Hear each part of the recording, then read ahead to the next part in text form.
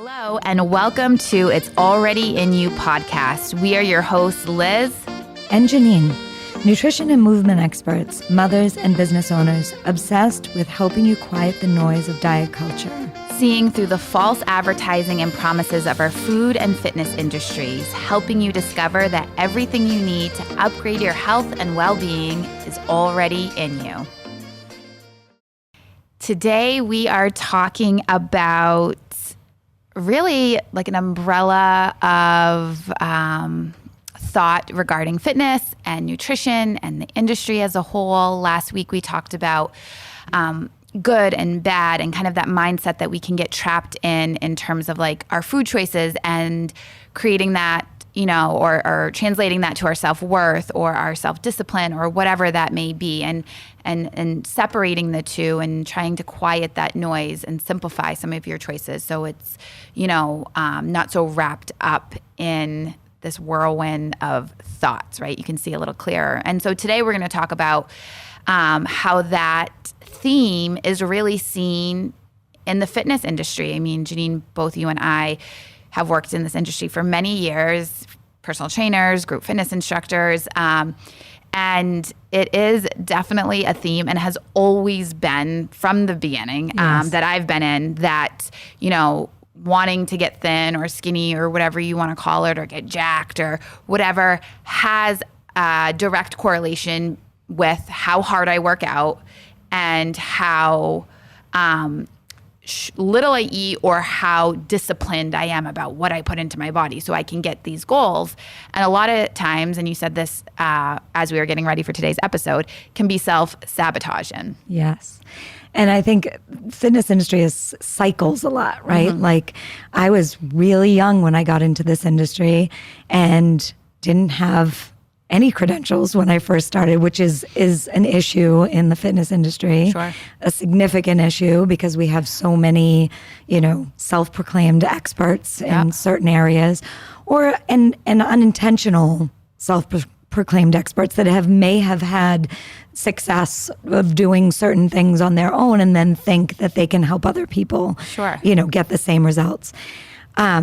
Being young and starting in this industry, I remember the first time I was old enough to get a certification and then realized all the things that I had maybe done wrong in the classes that I was teaching. And then from there, I started really wanting to get the education so that, you know, I could grow in the industry.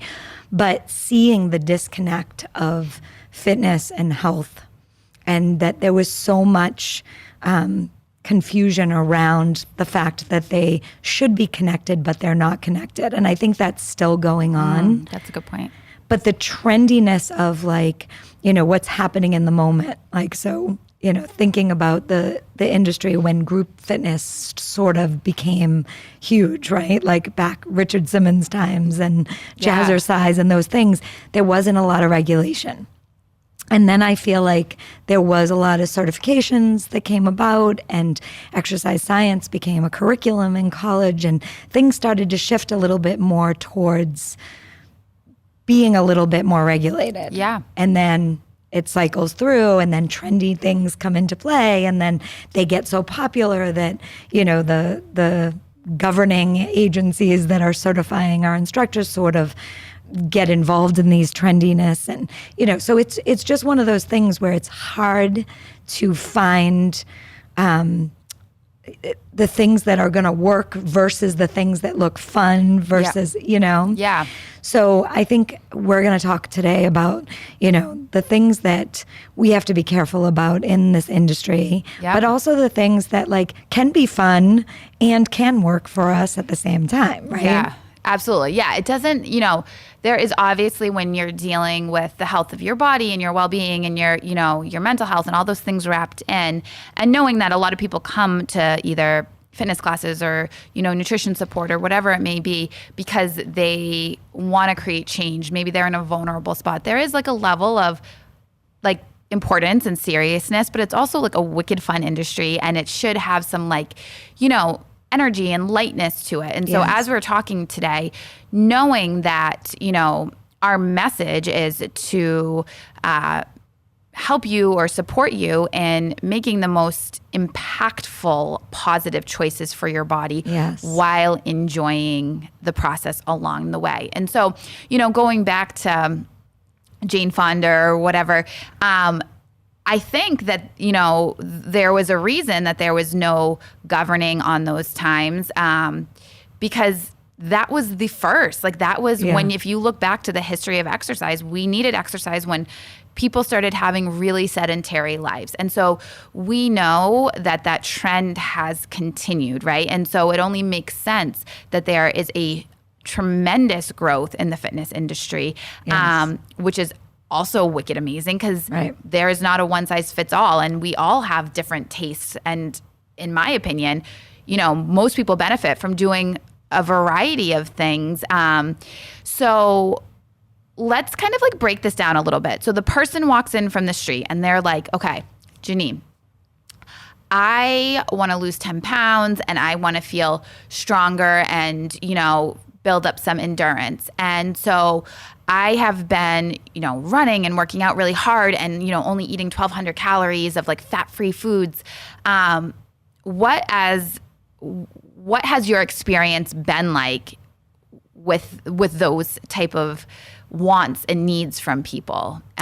So that's when all the noise comes in, right? Yeah. That's where like we think that 1,200 calories is this magic number that we're going to lose weight. That's like a number that pops up a lot. Yes. Yeah. And we spoke to in other episodes about the whole caloric absorption and how we absorb different calories, right? Yeah. Like we touched on that a little bit. I can see us going into that more in detail later, in some later episodes. But I do think that like breaking down that understanding, like when you're looking at fitness and wanting to be skinny, or, it's weight loss is the number one reason why we're getting into fitness or we're walking into a gym, right?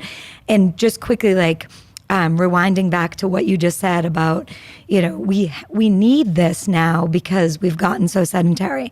But you can also look at like other countries, people that I know have gone like on vacation to Europe and will say, it's interesting, there's not a lot of gyms. Yeah. People walk everywhere, right? Like there's a lot of still, movement is a part of their everyday life. Whereas in America, we are less and less, we're moving less and less, right? Every day. Like we've gone, just getting up to change the channel is not a thing anymore, right? Like everything is, we can even talk. We don't even have to push the buttons anymore. But I think that, so when we look at that, like when I work with people, I always, and they come in with that mindset of, I want 1,200 calories and I'm going to start working out every day. Or, you hear this all the time. I'm going to lose 10 pounds before I go to the gym. Yes. Yeah. Right? Because I'm not ready to put my Lululemons on and show up at a group class, right? But my main goal is to make them understand that moving in general, just more, should be like the number one goal. Yeah. I mean, essentially, if you break that down, you simplify that, you, the person, is not the problem.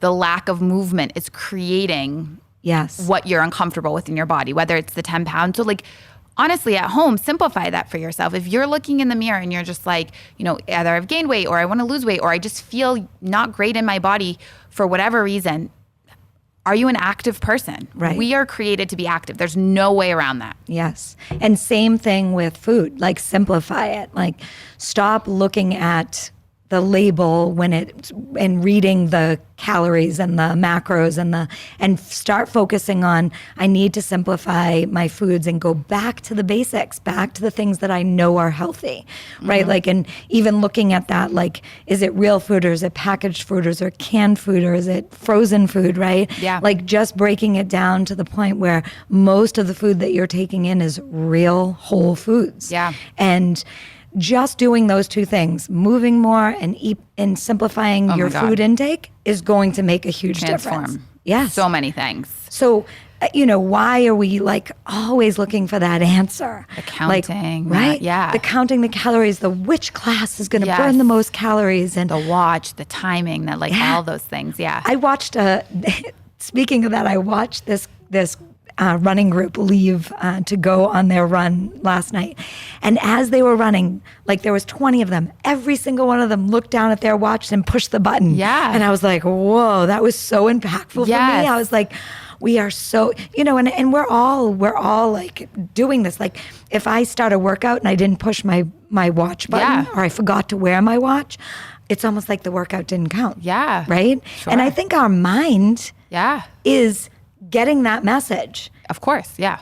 And we're saying to ourselves like this workout is really not counting. Yeah. Because the watch isn't on. And like think at the end of the day when you're on your couch and whether it's the workout or the 10,000 steps or whatever it is that you're measuring, if you don't see that number, you feel uncomfortable. Like there is something inside of you that even though you still did it, but it didn't just get measured, there is a level of like disappointment or you didn't hit the frustration goal. or annoyed or whatever. And so like, why is that? Like, why are we at that point where we have heard along the way that measurements, whether it's measurements of the size of our body, measurements of our food, measurements of our time, why can't we just like instinctively know that we have taken care of ourselves and given ourselves the things we need? And the reason is because we have gotten ourselves so far away from that, that depending on your age, there's some people that have never even known that and need to learn from scratch. Like, what do my insides even tell me? What does it even feel like to have that mind-body connection of like, oh, I need more of this or I need less of this, or maybe let me peel back on this running today because my body's telling me it needs like to focus on more stretching, whatever that may be. But there's just so much in terms of the exterior that we've lost the internal voice of what we know we were born with. And so as fitness professionals, as nutritionists, as people who, are responsible for giving people information to encourage their health and to get them to their goals, whatever that may be, it really is important that you are not teaching people to measure themselves externally. Yeah. And I say that because I also know that there is something to be said for accountability and motivation and like tools. seeing it laid out and stuff like that, that there is something, and some of that works for some people better than others. But to really, know that whether it's you that wants to see and feel change, or you are hiring or you're going to people who are, professionals that are helping to teach you, that they are not telling you, that they are not giving you this formula or this branded thing that they also give 100 other people, that you are really being taught for your own individual body and goals and needs. And the only way to really do that is to understand yourself from the inside out. And the professional that you're hiring needs to get it. They need to have education. And one other thing while it's on my mind, and then you can share, is that there is a difference between being passionate about something and being like loving nutrition and working out and like all that stuff. And then being someone who, one, is qualified, but also has the tools to teach it to someone else. And so like you might be, if you're a fitness professional, like a killer nutrition person, like you feed yourself so well and you get the concept, but there is a difference between taking that further and being, educated so that you can responsibly, share that with other people. And I think that is a lot of the myths and the noise. Well, I do this and I love this, so then I can just share it all. So I was just going to say literally and figuratively. Yeah. It's the inside cues, right? Yeah. Like I think that when you're not doing those things that that you should be doing, or that, like you said, if you for years have never had this type of lifestyle or never really that was never part of your life. Like when you go to do something, when you just even walking, just even starting to move doesn't feel good, right? Same thing with nutrition. When you start to make those changes, how many people have come to you, Liz, and said, like it doesn't feel good to eat vegetables. I feel gassy. I feel bloated. I feel, but it's the same thing as like, it's your body making these changes at first are not going to feel good because you've done so many things that have been not beneficial to your body, but your body's gotten so used to this, like you've acclimated basically to this way of living. So now now you're telling your body, no, like now I need to move, and it's basically rebelling. Like, no, this doesn't feel good. Sure. So consistency is a huge word that, like, I thought about this yesterday, like it's with anything, right? If we say, I'm going to exercise, I'm going to go, and whatever it is, I'm going to go to a cycle class. You sit on that bike the first time, that seat feels uncomfortable. And you're thinking the whole time, I'm never doing this again. This feels awful. I don't want to sit on this saddle. I don't want to do this, right? And this is all that can get through your head. So the instructor up there could be like compelling in their motivation. You could be having a blast. But the only thing you can think of is your butt, right? Yeah. So if you could just say to yourself, okay, but I'm not going to give up the first time. Yeah. I'm going to give this like 3 to 5 more tries, and I'm going to stay consistent with it. And by the third time, you're thinking, oh, my butt doesn't bother me anymore, right? Oh, this is starting to feel good. Oh, like the heart rate coming up and feeling what my body is doing, like the internal cues of I'm supposed to feel this way. Like this sweat feels good. And maybe by the 4th and the 5th time, you're like, I'm feeling endorphins. Yeah. I'm feeling adrenaline. Yeah. Like I understand why people do this all the time. Now I just have to stay consistent with it. And then the 6th time, you're starting to really feel good. The 8th time, you're starting to see the difference. Then automatically it starts to become part of your lifestyle. Same thing with food, right? Yeah. But like you said, the same thing with getting the cues from somebody who understands how to train you properly, not just going from their own experience, but actually having an education within themselves that can help you with that change and knows how, you as an individual is going to make these changes and understand what to do next, and is different. Yeah. Is very different than just, that influencer that's on there that looks so cute in their workout clothes and that just, making that salad. And are they really living this lifestyle, like this umbrella of things that's so important? Or do they just look cute and they're making some money off of this and they're telling you, oh, well, I eat this way and it works for me. But will that work for you? Not necessarily. Yeah. Right? Yeah. I mean, we're definitely in a culture, and if I think a lot of people can connect to, like, when it comes to like social media and stuff like that, that it is a booming business in all areas. So, and your algorithms and your interests are going to be in your face constantly. And the majority of the people, and I feel confident in this, the majority of people that you see, that are selling things and influencers, and like you don't know them and you don't know their business. Yeah. There is someone that's paying them to say that. Not that that person's a bad person or their intention is bad, or even that those products or those things are necessarily bad, but that it is driven by revenue. And so when you step back and you're like, okay, so is all the information accurate? Is this person saying this essentially like an actor, or is this their real experience? And it can get, and it's 100% both. Like there are things out there that we see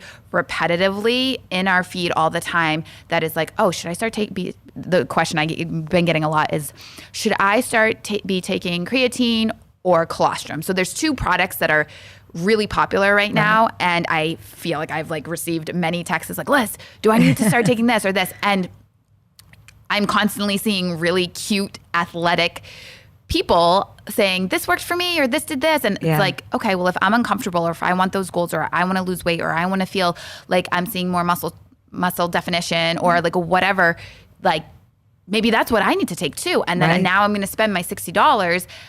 And I'm not even saying that is not, that's right or wrong. I'm saying, who are these people? Like who is telling you this information that's connecting you to this fitness nutrition kind of like cycle that we ride? Oh, and the cycle, the algorithm is seriously listening to you. It's seriously listening to you, and it's going to keep putting in front of you what they think you need, and they're going to tell you what is wrong, or how you can be better. And if you do this, you can be better and look better and feel better. And and really take advantage of our vulnerabilities. And so no matter how educated you are, Yeah. you can be vulnerable. Like 100%. I said it to my doctor yesterday, like the perimenopause, like the symptoms, you relate to, I mean, Yeah. you relate to every symptom you hear. And then you see on social media, like, I lost 25 pounds in 2 months taking Yeah. the supplement, and my weight wasn't budging, right? And Yeah. you're struggling, Yes. and you're in this time frame of your life, and you're like, I want that to happen. Like, and so no matter how educated you are and you know these things, you still fall into that vulnerability. You know what I Yeah. mean? Like, you don't have, it's not like only people that are ignorant about it or people that don't have an education behind it are gonna fall prey to these. Of course. When And you're uncomfortable, like you Yeah. want to become comfortable. You want to Right. feel good. Right. It's just, again, that natural thing. And that's so like, that's like a cool thing to kind of think about, which just brings us back to like, let's say 20 years ago when someone would walk in and be like, I need to do more exercise and eat less food.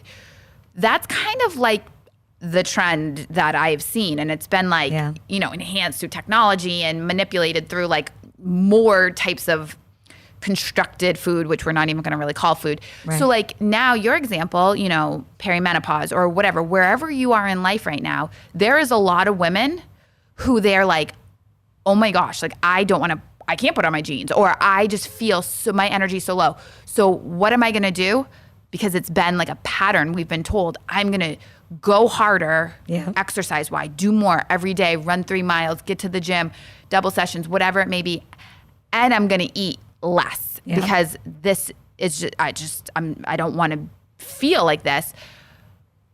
Like that is like the opposite of what should be told to us when we are in a space that 1 feels vulnerable, 2 feels like there's a disconnect, 3 feels like there needs to actually be some shifting and changing so that the person feels better in their body and skin. And so to have that message connected, that nutrition and fitness message, Yeah. postpartum, perimenopause, growing into being a woman or a man, like, and just coming into your body and being like, oh, this is what I have to do. I have to essentially punish myself. And it goes back to that episode of Yeah. good or bad or this or that. Right. That is the thing. That is the perspective that we need to change. And you would think that if it feels that way, if it feels like a punishment, Yes. it can't be healthy. Yes. It can't be. And it's sad to me that fit and healthy, Yeah. there's not a word that Yeah. takes in both of those Yes. adjectives, right? Like it shouldn't be you're fit or healthy. Yes. Right? But there's many, and I think that it's important for people to understand that there's many people that look fit, that Oh my God. have a fit body, that are not doing healthy things. 100%. They don't correlate, and they can, Yeah. and they should, and we want to see more of that, right? Like that's our goal. We want people to have both of those things intertwined and aligned, and that can be, but it should feel good. If it totally doesn't should feel be good. And right? that commitment and consistency. And I'm a big believer, and I will like stand on this forever, is that like you can do those like major things, those like big goals, or these like, really intense training programs, or this like really strict kind of meal plan diet or whatever, and maybe see some change but our body does not respond to prolonged periods of stress. Right. So what's going to start to happen is you're going to start to get fatigued. You're going to start to get sick. You're going to start to get aches and pains and injuries. And you're going to be forced to stop that stressful, intense program because we can't stay consistent with that high level of stress, whether it's mental stress, physical stress. Usually it's an overlap of both. So when you are stepping back and you're like, okay, I want to create some change. I want to feel better. I want to, be a little bit more motivated to understand, to find a place that feels good, even if it's hard in the beginning. Feeling good is not always in the moment, but if it's going to create that consistency, like you said, and, week 1, week 2, it's like, this is hard. I feel like, that I'm like having a hard time, like, feeling like I can make it through a whole class, or like whatever. I'm really thinking and putting a lot of energy. With time, that will even out and you really will feel good and you'll keep coming back. And that's kind of like that, like, again, healthy is kind of really broad word, but that's kind of that healthy lifestyle that's like, you are just like putting effort in and showing up for, but you're also kind of like, it's like an organic, like listening relationship with yourself. Like, oh, I'm going to go and walk outside today, and I'm going to, it's nice out. I'm going to grill, and I'm going to pick, get the veggies from like the farmer's market on the way home or whatever it may be, and not be like, I need to follow this meal plan and set my time on the watch and all that stuff. Like, there's a difference between the two. And the second one, I did a weird voice, but like the second one feels stressful when you're like thinking all this rigid like rules. And the first one is like, take some work and understanding in the beginning and learning and feeling and starting new habits. But then once you're kind of in it, I promise, like, you guys, like, it is just like, it just feels like you are the leader of your body. That you're not being led by you're not even looking for this external like noise, really. Right. But then you get in a position, because our bodies change, our lives change. We have a baby, we go through perimenopause, and then you're like, I was cruising along. Janine, you were cruising along, and then all of a sudden, what happened? Hit a wall. Yes. And so now. And it feels like it happened like I went to bed one night and I was, me, and I woke up the next day and I wasn't. Right? Yes. Like, that's the way you feel. And that's hard. It's overwhelming. And so you have a really strong base of cruising along and making choices and having that intuitive kind of like sense of like your body, your health, your choices that make you feel the best. And what I find a lot is that usually when someone gets like kind of hit like with this, like I woke up one day and like I felt like a different person and I didn't change anything. Yeah. They're like, but I didn't change anything. Like, I'm still doing all the things I was doing before. Why do I feel like this? Yeah. To understand that your body changes as we move through life, the needs, all of that stuff change as we age, so many things. Our day-to-day life changes, whether you go from having an active job to a sedentary job to raising kids to being an empty nester. Like, that also dictates how we care for our health. And if we have this like really like good and supportive understanding of movement, being an active person, and eating whole real foods, that's kind of like the backbone of these changes. And then you start to like be like, okay, well, maybe I'm going to go to my doctor, or maybe I'm going to hire a professional, or maybe I am now opening myself up to learn more so that I can support this next stage, versus like white knuckling it with all the things that you did, or starting to somehow revert to that almost like weird punishing, like, well, now I got to tighten up everything and create this like stressful relationship with food and movement. Yeah. I think that goes right back to the beginning of what we said at the start of the episode, where like listening to the internal cues and what feels right to you versus what feels really uncomfortable and wrong. Yeah. And navigating through that in a way that you can take a deep breath and say, I feel good, like, oh, I have to go to the grocery store and pick up a few things, and I'm just going to walk there. Yeah. And it's not, I'm going to walk there so that I can lose weight. Yeah. Right? Or I'm not going to pick up the vegetables so I can lose weight. It's, I'm going to walk there because it feels good and I want to de-stress, and I'm going to pick up the vegetables because I know that's healthy and it's going to make my body feel good when I'm done. And you know what I mean? Like going back again, just full circle to bringing it back to the basics and not being so concerned with the hows and the whys, just listening to what's already in you. What's already in you. Yeah. Awesome. Before we close the episode today, if someone came to you or came into, your gym and was like, okay, this is what my goal is. Like, I want to lose weight. I want to lose 10 pounds and just feel better in my skin. As a fitness professional, what would you tell them? So I'm not a nutrition educator. I'm just focused on the fitness. Yes, just fitness. So I would tell them that if they're sedentary, that we just need to start moving. And I want them to start nice and easy and slow and get comfortable with their body and moving. And if that meant just doing things outside, like the goal doesn't have to be structured exercise. Yeah. I just want them to start moving to feel good. Yes.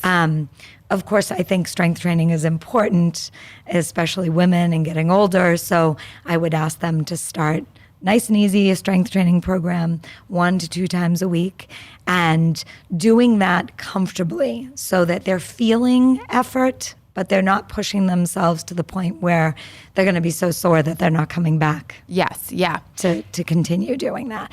But really basic. Yeah. Like really just go from not moving to moving, and Yes. then slowly starting to add some strength training in. And then, maybe it is when the weather's not good, going to a group fitness class, or starting to, I doing a post today that's about movement every day doesn't have to feel the same. No. Movement Yes. should feel different all the time. Yes. And balancing programming for yourself, or getting that like well-rounded fitness programming in for yourself is going to look different all the time.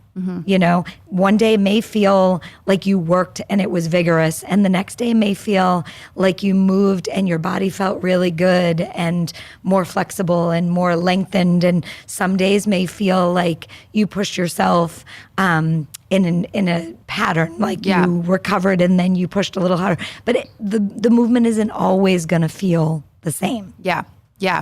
Absolutely. And that's going to create that, like, again, consistency, because you're going to want to come back because you're not bored. So if you were just a fitness professional and someone was like, okay, thank you so much for that information, can you tell me nutrition advice? What would you say is just a fitness professional? So I would say I would refer you to somebody that could speak to nutrition. That's not in the scope of my practice. Yes. And I would refer them. Yes. And that's vice versa too. And this is something that we both, are very like certain about, that very strongly. There is a difference between the two, teaching the two, understanding the two, how you approach the body. And so if you are someone that is like, you know what, I want to get more support and more information and more education, I couldn't say enough is to find people who are experts in their field, who have education and experience on working with people who have similar goals to you. I mainly work with women. And so working with, finding someone, if that's important to you, Right. whatever it is, stage of your life it is. But it is important to find people who can speak to your specific needs and teach you Right. why it's important for you. And so if you are seeking out someone who's giving you so much information on all the things, just take a second and just figure out, why that is. Right. And a red flag should be if you are going to somebody who, is an expert in pre and postnatal and in nutrition. Yes. And there are people out there that Sure. have, an extreme education. And they should be 60. Yeah. Like at that time. That's right. There's It's been a lot of years Yes. and a lot of education Yes. and time that got you to and that place. practicing it on Right. people, and then And there's something to be said about someone who has a niche and is works with just women and has, that specificity or specialization in what they're working with. But there's always those outliers of that course. I've been in the industry a long time, and I do have a lot of trainings in different areas, but there's still, what is the saying?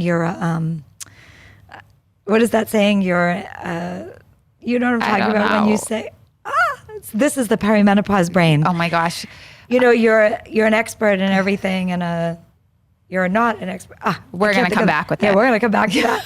I don't know why I can't think of that saying, but there is a saying that is like, you put your hand in so many pots. That Yes. know a little about a lot and not a lot about a little. Yes. Right? Like that's what Absolutely. I'm trying to say. And there is a saying, and you're all at home probably saying, I know it. Yes. It's this saying. Yes. Because we say it a lot. Yes. But yeah, I think, being really responsible for yourself and a self-advocate, just because Whole Foods is selling you supposedly healthy food doesn't mean that everything in there is healthy. Yes. And it's the same thing with professionals, and understanding that, some professionals or some business owners that are passionate about things doesn't mean that they're really educated or really an expert in that industry or in that profession. And Yes. important to know that. Yeah, definitely. Yeah, you're going to get the most out of your time and all the things that you invest in yourself. Well, this was great. And I think it like really translates to what we're going to talk about next week, which is, taking some of these like broader conversations and topics and starting to create actions around those, like choices, like, how are we going, or what are we doing when we go to the market or when we go out to eat, or, things that are like simple swaps that you can be like, okay, I have goals. These are changes I want to feel in my body. What are some simple things that I can start to put into action? And so come back next week. We're going to talk more about that. And if you have any questions, if you want to hear more specific topics, email us at it'salreadyinyoupodcast@gmail.com or visit us on IG at it'salreadyinyoupodcast.